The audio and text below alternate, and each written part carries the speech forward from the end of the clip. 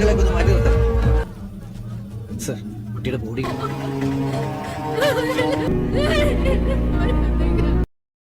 Seorang polisi berdedikasi tinggi, sedang menangani sebuah kasus pembunuhan berantai.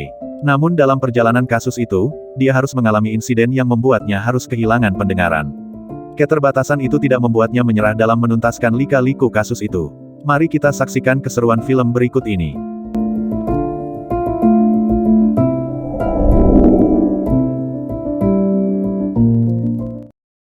Sebuah kecelakaan terjadi di jalur perbukitan. Diketahui, pengendara motor korban tabrak lari itu, satu orang meninggal di tempat, dan satu orang lagi menghilang.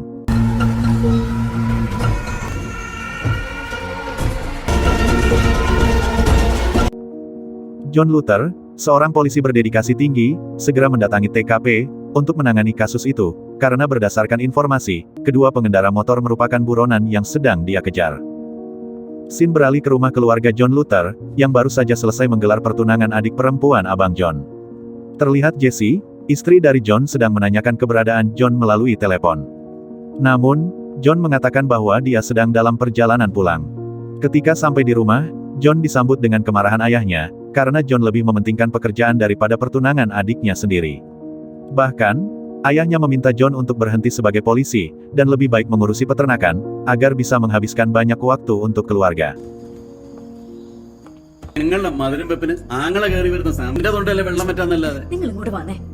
Keesokan paginya, dimulailah acara pernikahan adik dari Abang John, yang dilangsungkan di sebuah gereja. Belum lagi acara selesai, John tiba-tiba mendapat telepon dari rekannya, yang mengabarkan tentang perkembangan kasus kecelakaan motor semalam. John pun berniat untuk segera OTW ke kantor. Meski sempat dilarang oleh istrinya, namun John tetap bersikeras ingin pergi. ഞാൻ വിളിക്കാം ഫെലിക്സ്.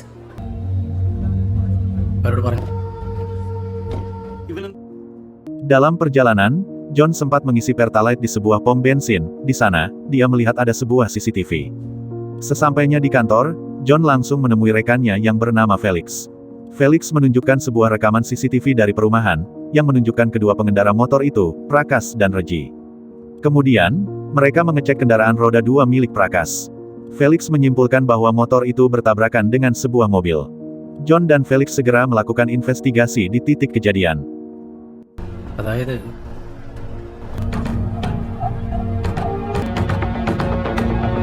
ഇങ്ങനെ ഇടിച്ചിട്ട് നിർത്താതെ പോയ വണ്ടി.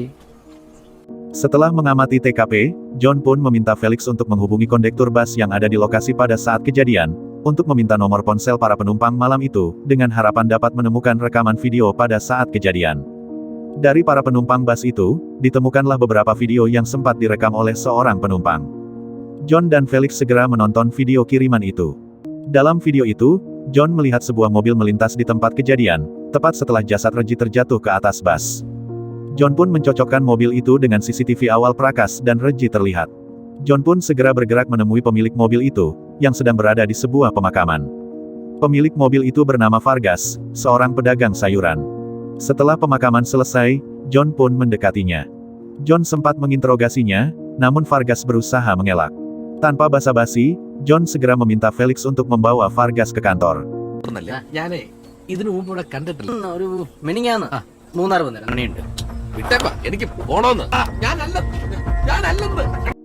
Di sana, Vargas dihajar habis-habisan agar mau menceritakan tentang peristiwa kecelakaan itu. Saat itu, John pun menunjukkan rekaman video ketika mobil Vargas melintas di lokasi kejadian. Dia pun tidak dapat mengelak lagi, akhirnya dia menceritakan peristiwa yang sebenarnya. Malam saat kejadian, ketika melintas di jalur itu, dia memang tanpa sengaja menabrak sebuah sepeda motor. Meski sempat turun untuk melihat korban, Vargas yang panik akhirnya melarikan diri, dengan meninggalkan korban yang terbaring di aspal.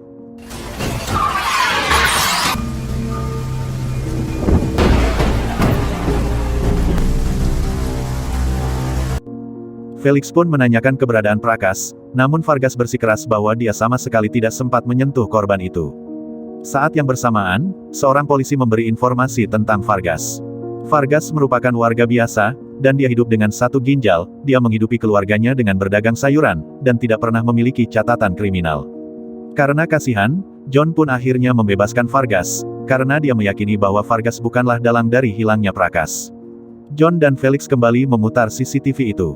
Di sana, dia melihat sebuah mobil tanpa plat nomor, melintas setelah mobil Vargas. Mereka pun memutar kembali video kiriman dari penumpang bus. Benar saja, mobil tanpa plat nomor itu melintas tepat setelah mobil Vargas.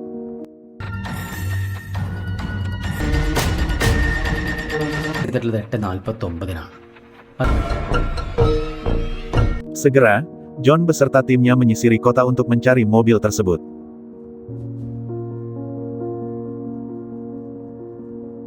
Di tempat lain, terlihat seorang bocah yang tertinggal bus saat pulang sekolah. Ketika berjalan sendirian, terlihat sebuah mobil menghampirinya. Pengemudi itu sepertinya menawarkan tumpangan. Tanpa bocah itu sadari, bahwa mobil itu adalah mobil yang sedang diburu oleh John Luther.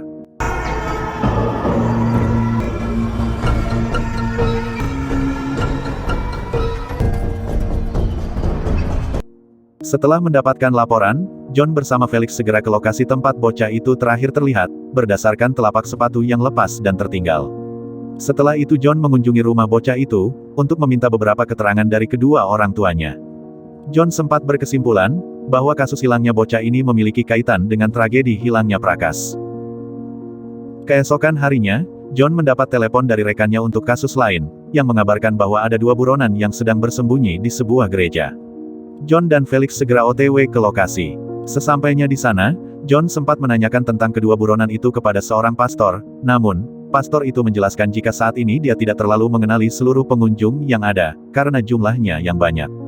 John pun akhirnya masuk, dan menemukan mereka yang sedang mengambil makanan. Seketika, John langsung memborgol tangan salah satu dari mereka. Namun itu tak cukup cepat, karena kedua buronan itu seketika melarikan diri. Kejar-kejaran pun terjadi, hingga akhirnya mereka terpojok di dalam suatu ruangan.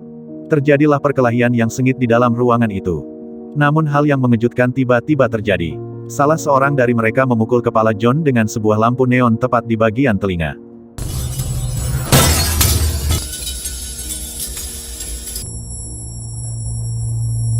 Meskipun begitu, John tetap mampu melumpuhkan keduanya, dan menyeretnya ke kantor polisi. Saat menginterogasi buronan itu, John tidak menyadari jika handphonenya berdering. Kemudian Felix memberi tahunya, ketika mengangkat panggilan itu, John sama sekali tidak dapat mendengar suara dari ponsel itu. Akhirnya, John menyadari jika telinganya mengalami pendarahan akibat pecahan dari lampu neon itu. Tiba-tiba, John terjatuh dan hilang kesadaran. Kejadian itu membuat John harus terbaring di rumah sakit. Di sana, Felix menceritakan kronologi peristiwa itu kepada keluarga John yang sudah berkumpul di sana. Beberapa saat kemudian, ayahnya datang, dan menyampaikan hasil dari pemeriksaan dokter. Dia mengatakan, serpihan lampu neon itu telah merusak saraf pendengaran John. Sehingga John akan mengalami gangguan pada pendengarannya, dan hanya berfungsi sekitar 20% saja. അവന്റെ ചെവിയുടെ ഉള്ളില് അപ്പോ അപ്പോസിന്റെ ഒക്കെ ഉണ്ടാവുള്ളൂ എന്നാണ് പറയുന്നത്. വെച്ച് അതൊക്കെ കൂട്ടാൻ പറ്റും. അപ്പോ Keesokan harinya, dokter mengunjunginya dengan membawa kabar tidak baik. Dia mengatakan bahwa telinga kiri John, benar-benar sudah tidak dapat berfungsi. Dokter menyarankan John untuk menggunakan alat bantu pendengaran. Setelah beberapa hari dirawat, akhirnya John kembali ke rumah. Kondisi itu membuat polisi yang garang ini, bagaikan seorang pesakitan. Namun di masa-masa inilah, John dapat menghabiskan banyak waktu untuk berkumpul bersama keluarganya.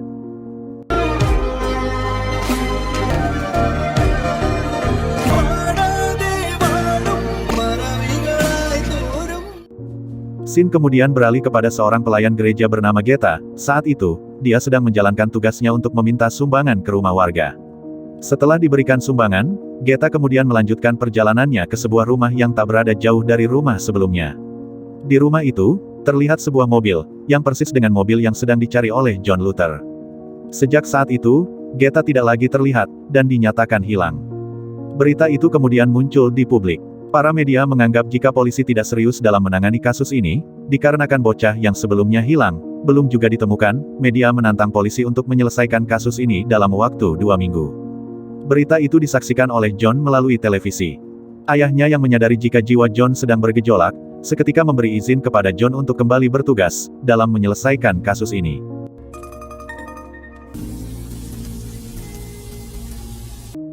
Akhirnya, Abang John kembali ke kantor. Dia memulai investigasi tentang Geta dengan menggunakan alat bantu pendengaran, dan sebuah perekam suara. Setelah memutar berulang-ulang rekaman keterangan dari Felix, John meminta Felix untuk menyebarkan foto Geta ke media sosial, serta media massa, dengan harapan menemukan orang terakhir yang melihat Geta.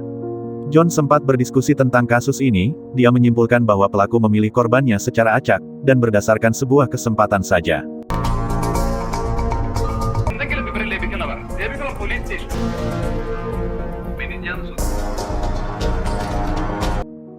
Tak butuh waktu lama, gerak cepat Abang John membuahkan hasil.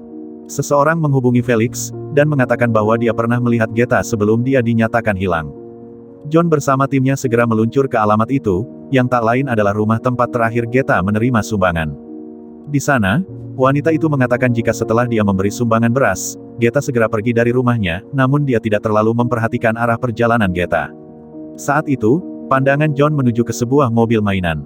John yang masih fokus dengan kehilangan Prakas, menanyakan kepada pemilik rumah, apakah di sekitar sini ada yang memiliki sebuah mobil seperti yang dia tunjukkan dari ponselnya.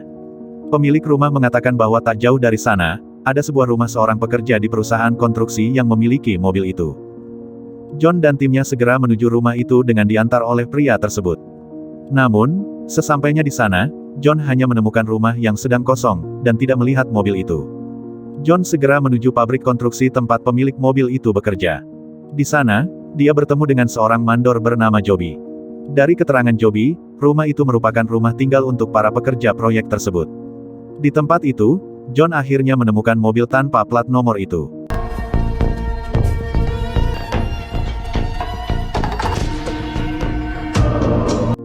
Ketika ditanya, Joby mengatakan jika mobil itu biasa digunakan oleh karyawannya bernama Venkit.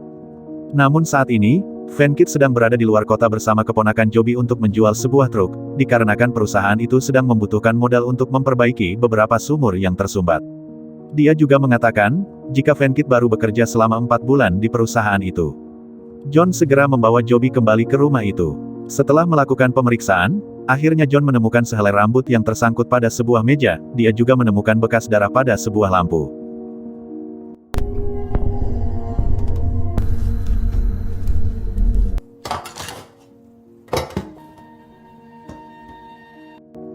John segera memerintah Felix untuk menghubungi pihak forensik.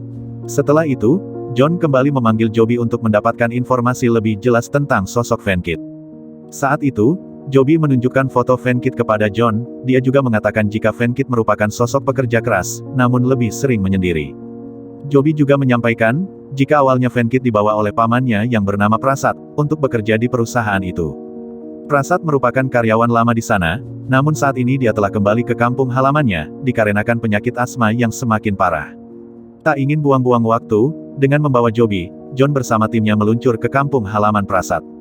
Joby yang pertama kali menemui Prasad, mengatakan jika beberapa polisi ingin mencari informasi tentang Venkit. Saat itu, John sempat mencurigai Prasad, yang masih saja terlihat bekerja dengan kondisi asmanya yang memburuk. John meminta Prasad untuk menceritakan tentang sosok Venkit. Prasad bercerita, jika sejak kecil Venkit berbeda dengan anak seusianya, dia memiliki ketertarikan terhadap pembedahan tubuh manusia. Venkit merupakan anak cerdas, dan selalu mendapatkan juara 1 di kelasnya, dia juga memiliki seorang adik perempuan. Venkit sangat bercita-cita untuk menjadi seorang dokter. Di usia remaja, Venkit semakin menunjukkan keseriusannya, dengan membuat hewan sebagai bahan praktek kedokterannya. Setelah itu, Venkit dinyatakan lulus masuk ke sebuah fakultas kedokteran. Namun, semua itu tidak berlangsung lama, dikarenakan adiknya sakit parah, dan membutuhkan banyak biaya. Venkit yang belum lulus sebagai dokter, membuka praktek tanpa izin di rumahnya. Suatu hari, seorang gadis datang untuk berobat. Namun, gadis itu tewas akibat dosis yang tidak sesuai. Akibatnya, Venkit dituntut, dan dijatuhi hukuman penjara. Dan tak beberapa lama, adiknya meninggal karena tidak mampu membayar biaya pengobatan. Karena depresi, kedua orang tuanya pun mengambil keputusan untuk gantung diri bersama. Setelah keluar dari tahanan, Prasad membawa Venkit untuk bekerja di perusahaan konstruksi itu. Akhirnya cerita Prasad sampai pada peristiwa hilangnya Prakas. Prasad menceritakan, jika di suatu malam, dia yang sedang bersama Venkit, menemukan seorang pria terbaring di aspal. Saat itu, mereka berhenti dan membawa pria itu ke dalam mobil. Namun saat itu, bukannya membawa pria itu ke rumah sakit, Venkit membawanya ke rumah. Sesampainya di rumah, Venkit meminta Prasad untuk pergi. Sedangkan Venkit, membawa tubuh pria itu ke dalam rumah. சரி வரும் டேய் வெங்கட் எங்க போற? நீ என்னால பார்க்கல. Setelah malam itu, Fenkit yang sempat libur selama 2 hari, terlihat lebih ceria saat bekerja. Beberapa hari kemudian, Fenkit memintanya untuk tidak kembali ke rumah selama 2 hari. Merasa curiga, Prasad mengintip aktivitas Fenkit di rumah itu. Namun betapa terkejutnya dia, ketika melihat Fenkit sedang membaringkan seorang bocah laki-laki di atas meja. Layaknya seorang dokter bedah, Fenkit menyayat-nyayat setiap jengkal tubuh bocah itu.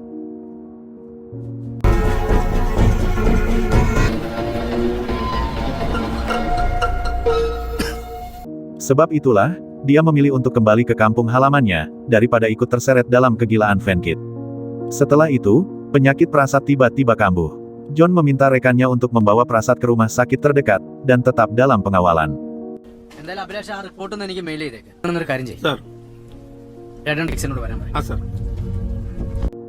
Di dalam perjalanan pulang, John meminta Joby untuk menghubungi keponakannya yang sedang bersama Fenkit. Saat itu, keponakan Joby mengatakan bahwa dia akan segera pulang, dan sampai pada esok pagi bersama Fenkit. ഞാൻ കുറച്ച് തിരക്കിലായിരുന്നു. Tiba-tiba John teringat tentang sumur perusahaan yang tersumbat. John bertanya, ada berapa sumur yang tersumbat? Joby mengatakan, sebanyak 3 sumur.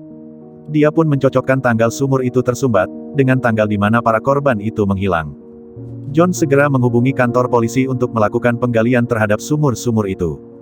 Benar saja, ketiga sumur itu tersumbat oleh potongan tubuh dan pakaian milik Prakas, anak laki-laki yang bilang, serta Geta. Setibanya di lokasi kejadian, John melihat tangis dari kedua orang tua bocah laki-laki itu. Sir, കുട്ടിയുടെ body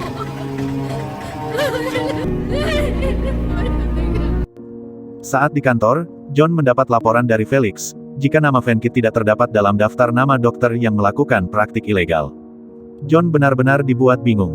Namun, ketika dia mengecek ulang daftar itu, dia malah menemukan nama Prasad yang tertera di sana.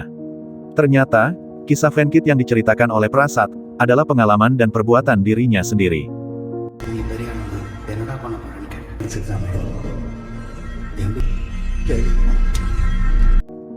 John segera menghubungi rekannya yang sedang berjaga di rumah sakit, untuk memastikan keberadaan Prasad. Setelah mencari, dia menghubungi John, dan mengabarkan jika Prasad sudah tidak ada di ruang perawatan. Namun tiba-tiba,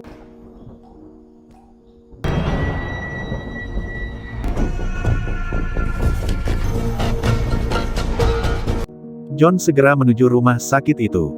Di sana, dia menemukan beberapa mayat tergeletak di lantai. Dia menyadari jika Prasad masih berada di sana.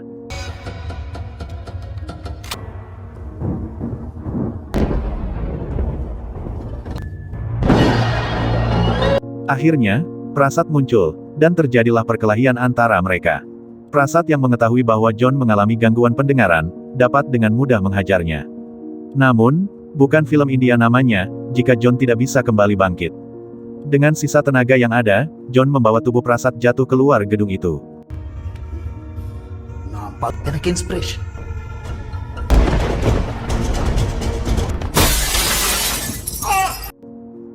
Setelah sempat pingsan, Prasad kabur ke dalam hutan, dan kemudian John menyusulnya.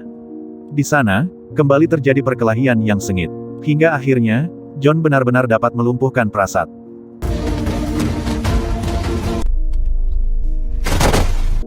Felix yang menemukan John tak sadarkan diri, segera membawanya ke rumah sakit. Di akhir cerita, terlihat John yang kembali aktif bertugas. Film pun selesai. Terima kasih telah menonton, jangan lupa tinggalkan like, dan tekan tombol subscribe.